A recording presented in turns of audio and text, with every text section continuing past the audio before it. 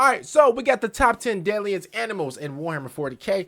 Let's get right into it, man. Make sure you guys follow my socials down below. Let's go. Warhammer 40k isn't just a dangerous epic setting because of space marines or orcs or the literal forces of hell. I thought orcs it's also were animals because at even first. the fauna itself is obscene, with many planets having animals that apparently naturally evolved that are powerful enough to rip a space marine to shreds like they're a guy without arms that comes last at the shot put Special Olympics. Some of these animals are even powerful enough to take on knights and even titans. Now, it depends on, okay.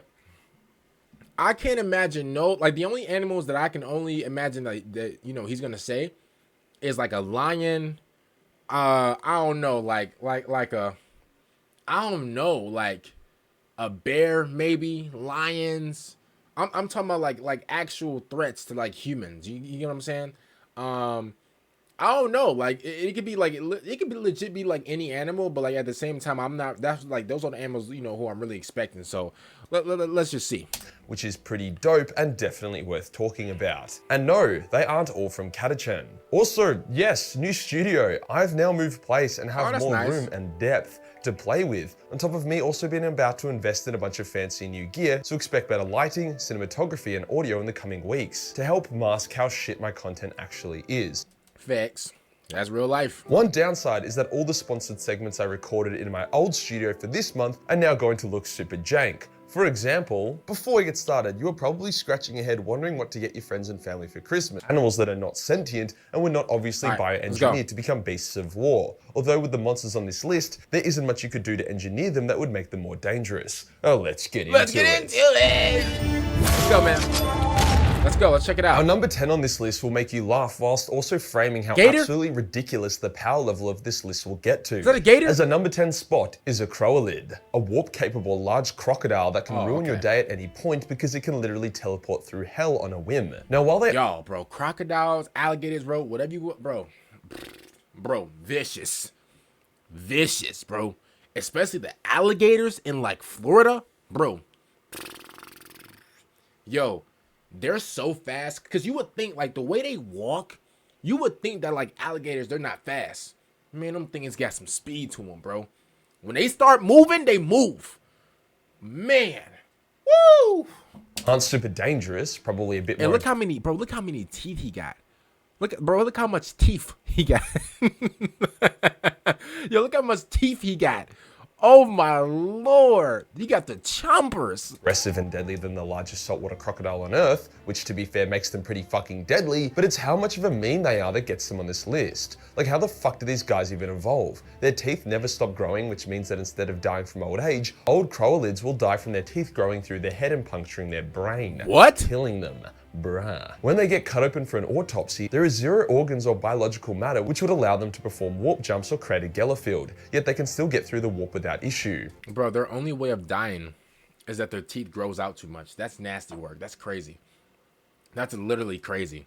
Wowzer. These beasts are often hunted by big game sport by nobles, with the Space Marine having little to no issue against these guys as long as they don't get piled on. Number 9 moves away from the memes and more towards the death, that being a Malagra from the planet of Molech. Ooh, a Malagra is so ridiculously deadly that I call bullshit on natural evolution. It's all claw, teeth, hide, scale, with multiple sets of eyes. The closest thing I could compare it to would be a Chimera from Greek myth. These guys skip the whole can kill a Space Marine thing and are actually capable of taking. This looks like a breed of like a tiger and like a lion, bro. He looks like a hybrid. Yeah, knights. That's right. These bad boys can kill the mecha warriors of the Imperium. Molech is known for its various knightly houses, with the slaying of a Malagra being considered to be a great feat of skill and courage. Okay, I'm gonna be like completely real with you. That's not like, I'm not really like, I guess like impressed with that. You know why? Because they look like they can they look like they can take out a whole squad, to be honest with you. These things look agile, strong, and fast.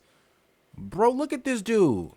He looks cracked out of his damn mind. Because the fight is genuinely even. More than likely, the Malagras were cum-blasted with warp energy during the Age of Strife, which is why they're so deadly and look so fucked up and unnatural. Sure, Moloch has a number of spicy predators, but nothing that would justify the Malagra needing to get as powerful as it did. Number 8 takes us to Caliban, giving us the great beasts of the forest. Caliban was heavily blasted with chaos energy for quite a long time, resulting in the already deadly fauna undergoing large mutations to become the great beasts, a term for a huge variety of large apex predators that have been warring against the knightly orders of Caliban for thousands of years. Is this like this look like a lion, but like at the same time it's kind of like a porcupine. You get what I'm saying? I don't know. This look a little vicious.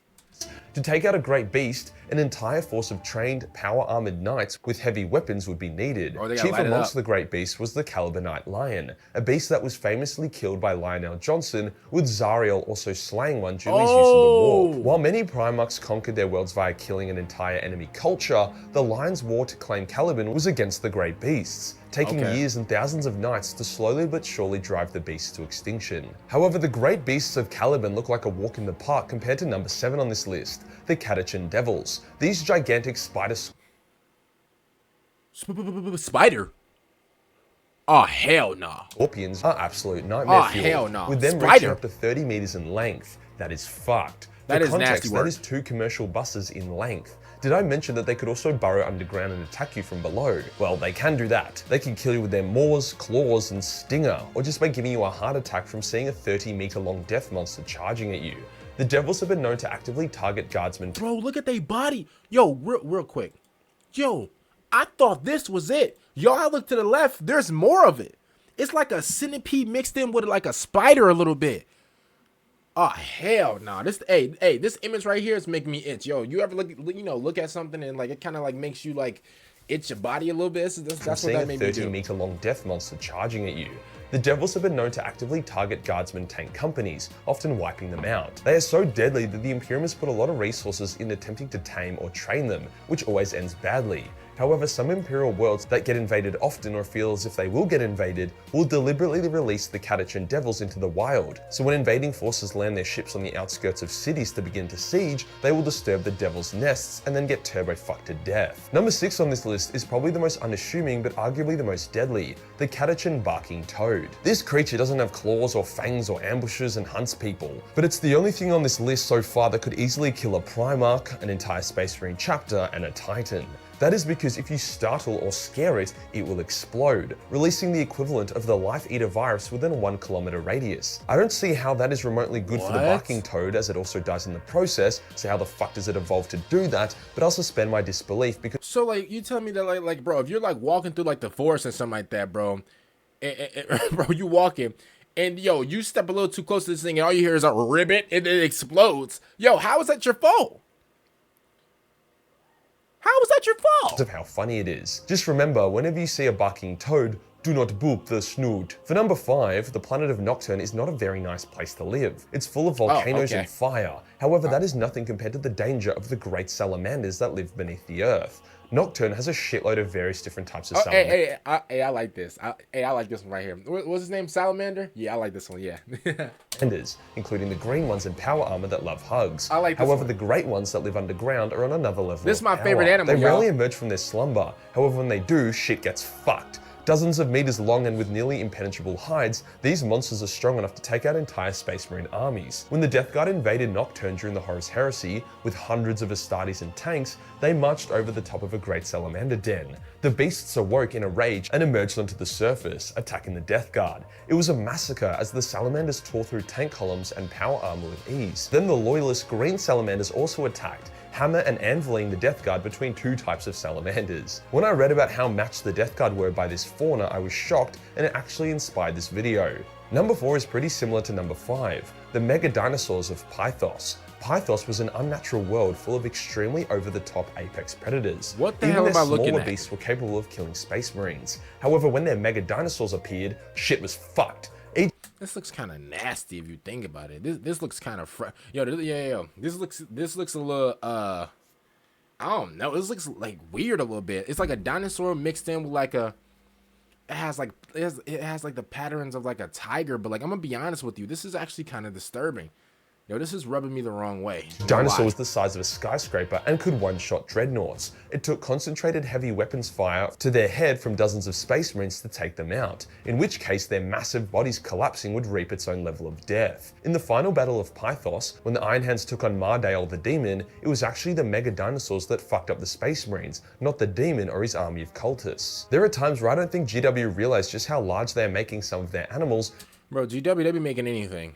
I'm not even like, yo, GW, yo, they make anything and they just throw it in. That's what they do. I mean, they could do that because, you know, it's their franchise, it's their, like, you know, thing or whatever. But if I'm just keeping it completely real with you, bro, I feel like sometimes they forget on how powerful, like, some of the things they just randomly make up and just throw in.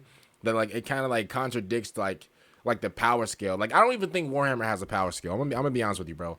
If it does, yo, give me a video and I can, like, check it out. But I don't even think they have, like, a power scale. I think that, like, you know, there's some days where these animals can, like, take out this, you know, can take out this Primarch or whatever. There's some days where this Primarch is so weak and it gets beat up on everybody. Then the next moment, like, you know, in, like, the next book, he's stronger than, like, it's just weird. I just feel like their power scale system is completely off. And how insane that mental image looks, but hey. Yo, if Vulcan's not #1, their power scale is nasty work. I'm all here for it. Now getting into the raid boss territory, we have the Fenrisian Krakens at number 3. The who? Fenris is arguably the shittiest place in the galaxy to live. The temperature is cold as ass and the wildlife is not cuddly at all. The apex of Fenris is the Kraken. These Goliaths can grow up to 5 miles long, with tentacles up to 20 miles. 5 meaning miles if the Kraken was to stick its tentacles straight up into the sky, it would pass beyond the lower atmosphere. Fuck me, dude.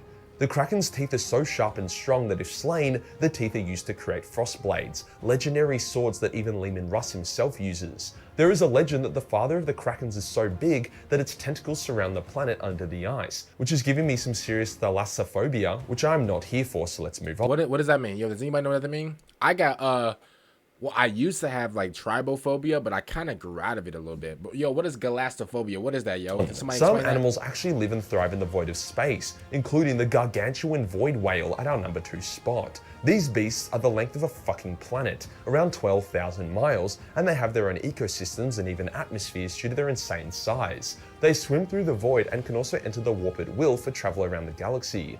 While they don't seem particularly aggressive or target planets or people, a chaos-corrupted void whale once emerged from the warp and had to be taken out by the space wolves, who boarded it, entered its body, and planted thermal charges within the beast's massive vital organs. Wow. As the beast was blown apart, its corpse was so massive that it created its own celestial entity that now orbits in the void.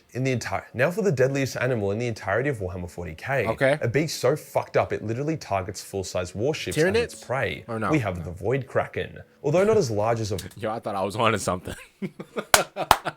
void whale, the Kraken's aggressive predatory nature makes it a lot deadlier. They look like massive jagged asteroids due to their camouflaging ability, meaning ships will get close to them only to get constricted and torn to shreds by the Void Kraken's Goliath tentacles. It is also a very smart creature, sometimes allowing smaller ships to survive getting bitten, but keeping them stranded, so that distress signal will bring more prey. They are also basically impossible to kill, their skin being unbreakable and them having no weaknesses as they have no blood or organs. Their reproduction is also terrifying, as they rip off a piece of themselves and then throw it at a planet. That piece then burrows underground and feeds on the world's minerals before eventually launching itself back into space to begin tormenting the shit out of everyone. The only saving grace is that the Void Krakens are extremely rare and only occupy a small part of the galaxy due to them not having the capability to warp travel. Let's just fucking pray that the Tyranids never get their hands on one. That could be very, very bad. That would be nasty. If you enjoyed the video and you want— Shout out to Majorkill, man, for this video. There was some animals that were built like planets, or sorry, that were built at like the same scale as planets or whatever. But definitely my favorite one is definitely the little salamander dragon. That's definitely my favorite. I just got to keep it real for what it is. You know, we all know why it's my favorite. I don't even have to, you know, break it down to tell you guys. But yeah, comment down below, man. What do you guys think about this? Other than that, recommend me some more videos down below. I'm gonna start knocking, you know, a lot of the bro, I got like a long, like, you know, like request list, bro. I'm gonna start knocking those off. And do not worry, bro. I got y'all with the if the Emperor had a text-to-speech device, I got y'all, man. With that, it's not lost. It's still coming through. And man, shout out to everybody, you know, who continue to watch the videos. I really appreciate it. And make sure you guys follow my socials one last time. And peace out, everybody.